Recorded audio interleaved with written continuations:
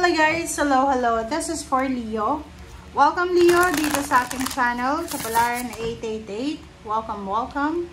Alamin natin kung anong messages, vibration, gabay, energy para sa lahat ng Leo. General reading. So, tingnan natin Leo.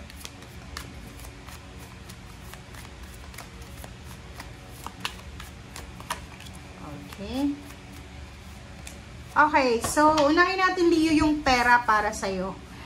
Sa usaping salapi, sorry, 34-7, 39-9, 10, 11, 12. So, kung naghihintay ka, halimbawa, naghihintay ka ba Leo? Naghihintay ka na magbukas ang pinto para sa pera. Meron ditong dove, merong lotus, meron siyang rainbow.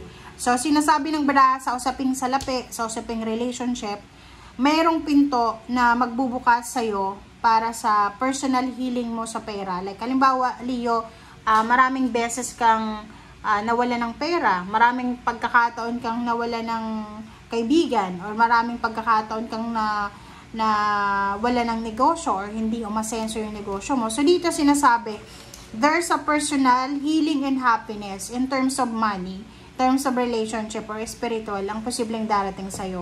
And 5th chakra, nandito si Archangel Gabriel para gabayan ka. So, kumbaga, ano man ito, Leo, na hinihintay mo, may magbubukas na pinto, na window, ng pag-asa, ng new beginnings, ng morning, na posibleng magdadala sa'yo ng healing. So, halimbawa, kung marami kang pinagdaanan na financial problems, so, pwedeng gumaling yung financial problems na yan, or pwedeng yung emotion, ganun din.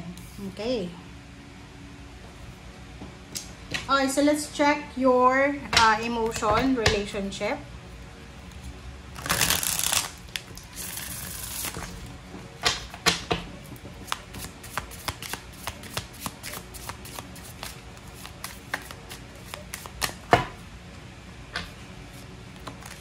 Okay, you're on the right path. Wow.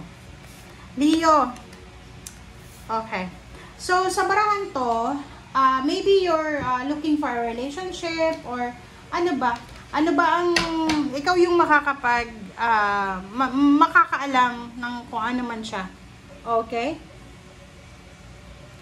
Okay, so dito sa barahang to, sinasabi ng barahan na nasa tamang landas ka. So, kung in a relationship ka, yung relationship na meron ka is tama yung direction na to. Tama yung nasa tamang tao ka. And kung may nanliligaw sa'yo, may nililigawan ka, sinasabi na nasa tamang tao ka rin. Okay?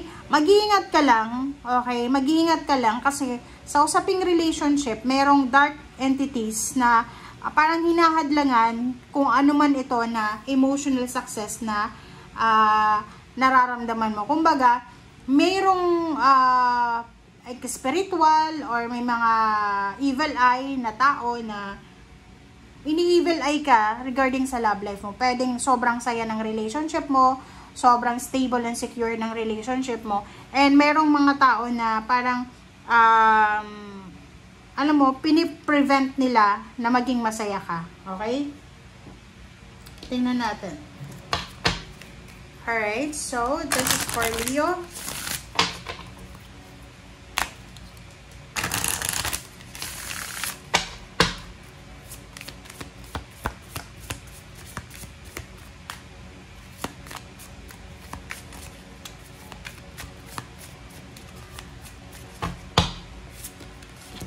Okay, number 89, let them go. Ano ba? Bakit let them go? 9. Shark, swim away from, diba? So, sinasabi ng bara sa'yo, sa lahat ng area sa buhay mo, ano man ang mangyari sa buhay mo, Leo, because this is 9 eh. So, near to completion. Like, for example, may mga tao, Leo, okay? May mga tao dyan sa paligid mo na parang binabackstab ka. May mga tao dyan na tinatrader ka, or may mga tao dyan na parang feeling mo iniiwasan ka. Just let them go, diba? Hindi maganda yung i-chase mo sila. Hindi din maganda na makisama ka sa mga taong may ayaw sa'yo. Hindi din maganda na i-people please mo para magustuhan ka nila. And this is number 35. This is number 8. Shark, swim away from this situation. Let go. Diba? Let go. Withdraw yourself sa kung ano man na hindi na maganda. Negative, trabaho man yan, negosyo, ano pa ba, kung ano man yan, just stay away, swim away from situation na alam mo toxic. Let go mo na yan. Kaya hindi yan maganda para sa sistema mo. Okay? So, let's check, Leo, sa last cards mo, last decks. Last deck, sa last deck.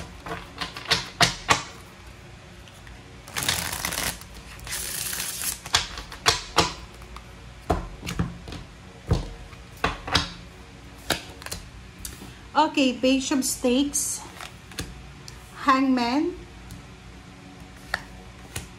and Eight of Cups. Okay, so dito sa baraha mong ito, sinasabi ng baraha sa'yo na this is about future. So, sinasabi ng baraha sa'yo dito, Leo, na huwag kang masyadong mag-focus para sa future. Kumbaga, kasi may tendency dito na masyado kang nakafocus sa future eh. Pwedeng yung future na to ay hindi siya matuloy. So, as much as possible, nasa 8 of Cups ka, you have choice and option na mag-focus sa future or mag-focus sa ngayon.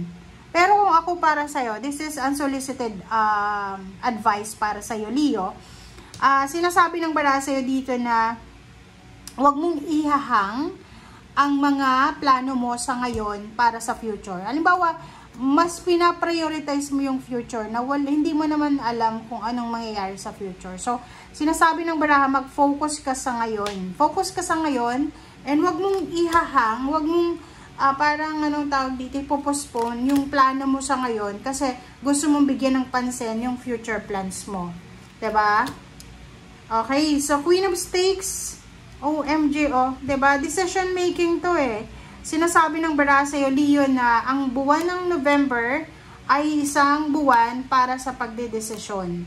It's either gusto mong maging asensado, it's either gusto mong magstay sa past, or gusto mong move forward sa future, or kung gusto mong tawag dito, i-maximize mo yung blessings mo sa kasalukuyan. Okay? So, tingnan mo to, At ang last 6 cards na to ay sobrang powerful niya. Kasi parang sinasabi sa atin, wag nating ipopospone yung plano natin sa kasalukuyan kasi ipaprioritize natin yung future. Halimbawa lang ha, may plano kang negosyo sa ngayon na buksan. Hindi mo yun ginagawa kasi iniisip mo na, ay yung perang ito na sinave ko ay para to sa future. So which is mali yun. So, sinasabi ng baraha sa'yo, like for example, may naliligaw sa'yo, single ka, tapos nakarinig ka ng parang reading, hinulaan ka na sa future, makakatagpo ka ng mayaman na tao na mapapangasawa. So yung naliligaw sa'yo sa ngayon, wala siyang pera, eh binasted mo siya, hindi mo alam siya pala yung tinutukoy sa hula sa'yo, na siya ay yayaman sa future. Diba? So, kung ano man ito na darating sa atin, wag